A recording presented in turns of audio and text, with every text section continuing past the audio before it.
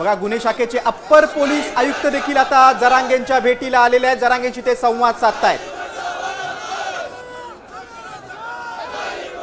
या आंदोलनावर काय तोडगा निघणार का ते बघणं महत्त्वाचं आहे. सरकारकडून हालचाली सुरू झालेल्या आहेत.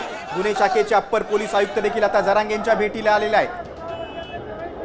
आंदोलकांची एकदम मोठी गर्दी आहे आणि 6 वाजेपर्यंतच आंदोलन करायची मुदत होती.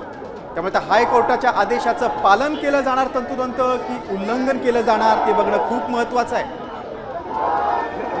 तर आपण पाहतोय ही परिस्थिती उद्भवणार आहे हे जरांगे पाटील आणि त्यांच्या आंदोलकांना देखील माहीत होतं. मात्र तरी देखील ते ठाम होते त्यांच्या आंदोलनावर आणि आताही ते ठाम असल्याचं पाहायला मिळत आहे. या दृश्यांच्या माध्यमातून आपण पाहू शकतो एकीकडे गुन्हे शाखा अप्पर पोलीस आयुक्त हे जरांगे पाटलांच्या भेटीला पोहोचलेले आहेत. त्यांच्याशी चर्चा करण्याचा प्रयत्न करतायत.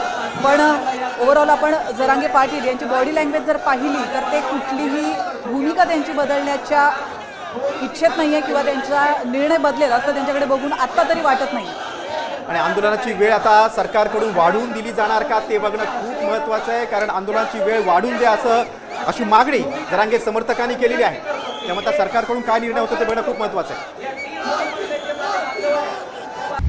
आता isakal.com आहे देशातील नंबर 1 ची मराठी न्यूज वेबसाईट.